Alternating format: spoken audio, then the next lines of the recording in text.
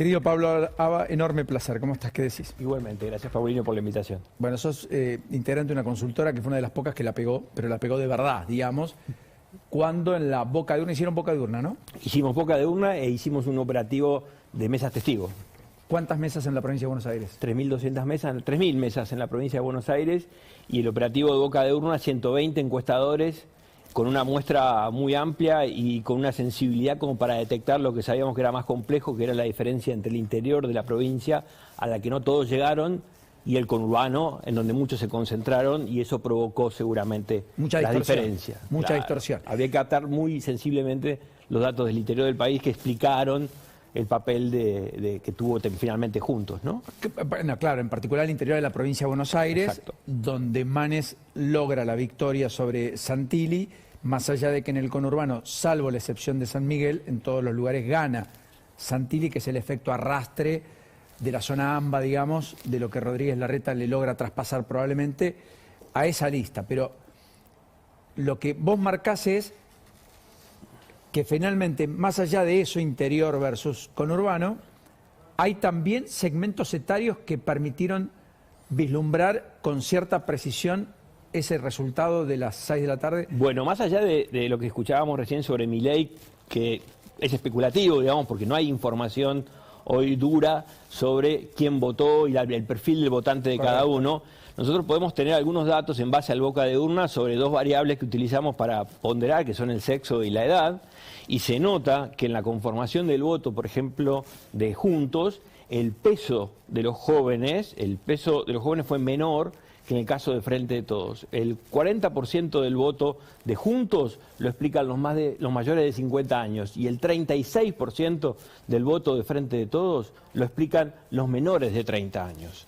¿Sí? Es muy importante lo que decís. Esta es tu boca de urna, ¿no es cierto? Y estos son los resultados según edad del boca de urna, no los que se produjeron, digamos. Exactamente. Ahí estamos hablando de 15.500 casos, Paulino. O sea, el boca de urna va acumulando durante el día con 120 encuestadores, de tal manera que vos al mediodía tenés aproximadamente unas 4.000 encuestas, porque solo se relevan pocos datos y se transmiten online.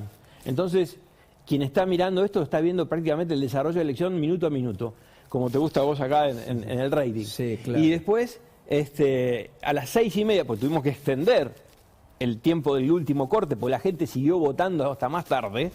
En el último corte, a las 6:30, había 15.500 casos, fue la última transmisión que hicimos. Entonces, esos datos son sobre 15.500 casos, que en una encuesta es una enormidad. Una encuesta generalmente en la provincia es 1.200 casos, con un margen de error del 2%, de 2.500 casos, 2.400 casos con un margen de error del 5%. Esto estamos hablando de 15.000 casos. O sea, está bien, y vos tenías un dato que daba Juntos en la sumatoria por encima del Frente de Todos, igual tuviste al Frente de Todos por encima del resultado final, y a Juntos sí lo tuviste en el resultado final. ¿Qué crees que pasó ahí para que el 36 que veía ahí se haya terminado conduciendo al 33,5, digamos? Lo que uno explica generalmente en la facultad sobre esto es que hay dos tipos de errores en las encuestas. Uno son los errores muestrales, que son estadísticos, o sea, son los del manual, lo que dice la estadística que pueden ocurrir. Correcto. De acuerdo a la cantidad de casos. Más menos 2, 1 menos 1, más 1 menos 1, que se publica. Generalmente las encuestas publican el margen de error. Ese es un error estadístico, o sea, es lo que dice el manual. Después hay otro tipo de errores que tienen que ver, por ejemplo, y esto creo que puede explicar bastante, que gente que salga de votar a quien vos vas a entrevistar no quiera ser entrevistado. ¿Por qué? Porque se tomó 1 hora de cola y no quiere escuchar más nada, quiere irse a la casa. Y pasó muchísimo esto en el conurbano y pasó en la ciudad de Buenos Aires, que había gente que salía, vos solo le podés entrevistar a la persona que ya votó. Correcto. Por eso se llama boca de urna o a salida de comicio. Nunca antes, porque es voto cantado o podría ser voto cantado. Exactamente. Cuando sale le podés preguntar y mucha gente, tuvimos este caso, estaba enojadísima, sí, cansada, no quería responder encuestas, ni mucho menos después de estar 1 hora haciendo cola.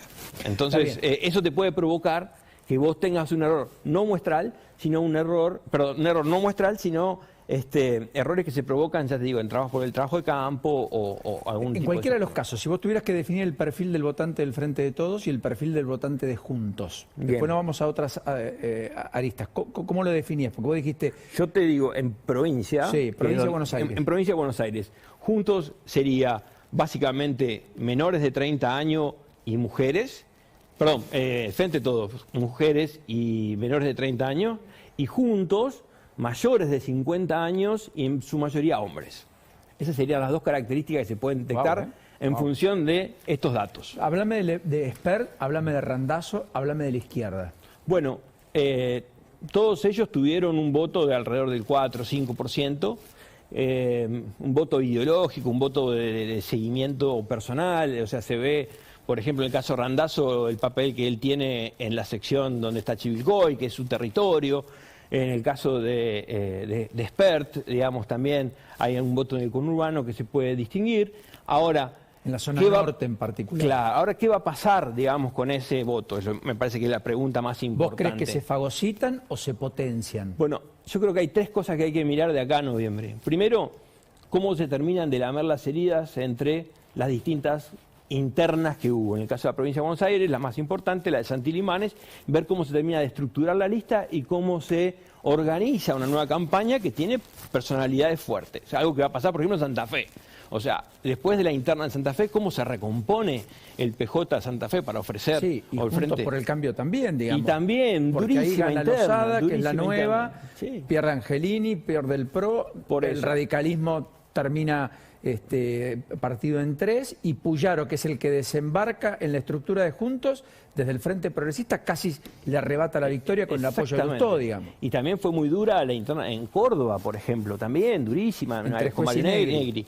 Ayer se sacaron una foto, Juez y Negri, y después Juez con De Loredo terminaron con Baldassi, etcétera, comiendo el asadito. Pero bueno, hay que ver cómo se pone en marcha eso. Creo que es el primer tema a mirar. El segundo tema a mirar es la participación. Paulino, estuvimos 5 puntos por debajo de la participación histórica. Estuvimos en 67% cuando el histórico es 72%, algunas elecciones presidenciales importantes, 74%. Entonces, ¿qué va a pasar con esa participación y cómo se va a distribuir? Porque no fue lo mismo la participación en el interior de la provincia de Buenos Aires que en el conurbano. Entonces, si eso... ¿Dónde hubo más participación, interior o conurbano? Interior, claramente. En el conurbano podría entonces abrevarse la idea de que ahí hay más capacidad de reacción para el gobierno y también hay un dique de contención que va a tener que poner la oposición para mantener la diferencia. Exacto, digamos, o sea, lo que podríamos especular es que si se aumenta la participación según el lugar, va a modificar los votos y en todo caso esa distribución no va a ser homogénea. Va a ser claramente diferente si es en el conurbano y si es en el interior. Pero ese es el segundo dato. Primero, cómo termina la interna. Segundo, la participación. Tercero, el problema de lo que vos estás planteando. ¿A dónde van a ir a parar los votos de los partidos, de los que quedaron desclasificados, los que no clasificaron directamente, como los de Moreno, algunos otros que sacaron 0,7, 0,2, que ya no pueden ni siquiera pasar a la general? Gómez Centurión, Cintia Fernández, Cintia Houghton. Cintia Houghton sacó 120 y pico de mil votos. Sí. Y bueno, ¿y qué va a pasar con los que sí clasificaron para la general? ¿Y cuál va a ser el papel que ellos tengan en este juego? Digamos, si van a mantenerse, van a poder mantener el voto que obtuvieron, o ese voto se va a transferir, digamos, a haber un clivaje de voto, como se dice, a algunos de los dos partidos principales que van a terminar un poco polarizando la elección. Correcto. Digamos, ¿no? Cuando el presidente se carga la campaña al hombro, ¿está en lo correcto o es exactamente lo opuesto de lo que debió ocurrir? Bueno, lo vamos Tras la a ver. derrota, digo, ¿no? Creo que es una decisión estratégica que se tiene que estar tomando en estos días, porque la campaña de Tolosa Paz estuvo prácticamente despojada de la figura del presidente y despojada de la figura de Cristina también, digámoslo, salvo en los actos, porque en la campaña publicitaria no estuvieron. Entonces, ahora va la discusión. ¿Quién va a ir a la campaña? ¿Va a encabezar Fernández, el presidente, o va a haber una campaña que esté Cristina y que esté Fernández y que esté Tolosa? Es decir, una campaña mucho más jugada desde el punto de vista de los dirigentes Pablo, más importantes. Permíteme una pregunta. ¿Vos crees a un tema de candidaturas, a un tema de nombres o a un tema de gestión? Bueno, creo que hay muchos factores, digamos. Creo que la gestión tiene que ver, venía muy mal evaluada.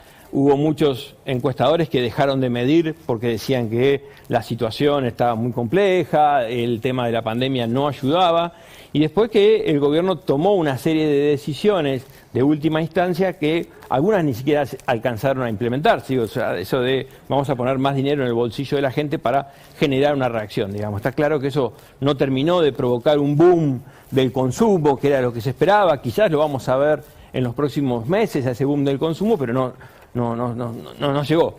Entonces, la gestión claramente es un problema que tiene que resolver el gobierno, pero también creo que tiene que resolver problemas de comunicación, mensaje y temas claros de acuerdos políticos. O sea, la gente está dudando, digamos, si Alberto toma las decisiones autónomamente o si la toma junto con Cristina o si es Cristina la que toma las decisiones. Bueno, eso va a estar en juego. Eso tiene que estar en juego en los próximos meses en la campaña porque es lo que la gente tiene que ver y resolver. Lo último es, yo ayer decía, creo que lo que está pasando la factura a la sociedad es una crisis de confianza y de credibilidad con el gobierno. Es decir, me parece que acá votó por la falta de empatía, por la falta de ejemplaridad, por la amplia arbitrariedad, no tanto por el error, porque el error es humano, más allá de una mirada general de un sector núcleo duro, crítico, contestatario, pero digamos, los que llevaron al poder a la fórmula Fernández, Kicillof en la provincia, etcétera, me parece que lo que vieron es un montón de cosas que finalmente les produjo repulsión, rechazo, y castigaron. Y cambiaron, y mutaron, y fueron otras opciones. En esa pregunta es, vos cuando rompés la confianza, vos podés reconstruir relaciones. Pero la confianza una vez rota cuesta mucho más tiempo. ¿Hay plazo? ¿Son 2 meses o lleva más tiempo? Y hay otra pregunta que me parece que hay que hacerse antes, es, ¿esa pérdida de confianza son de los sectores más ortodoxos y seguidistas que acusan de tibio a Fernández? ¿O son de sectores moderados que acompañaron una propuesta moderada? O sea, ahí va a tener que tomar el presidente una decisión de si abrazarse a Cristina o salir a nadar solo en aguas profundas, bueno, digamos. Ahí te diría, el que ideológicamente lo objeta es el que más grita, es el que más escuchamos, son los que hemos escuchado, pero son los que votan igual. El otro, el silencioso, fue el que habló, y habló dentro del cuarto oscuro. Esta es mi impresión. Grita menos, habla menos. Los gobernadores, silencio estampa. Los intendentes, casi callados. ¿Qué hizo el gobernador de Misiones, del Frente Renovador, que perdió? Lo primero que hizo, se distanció del gobierno. Después Dijo, de la derrota. nosotros no estamos alineados a la Casa Rosada.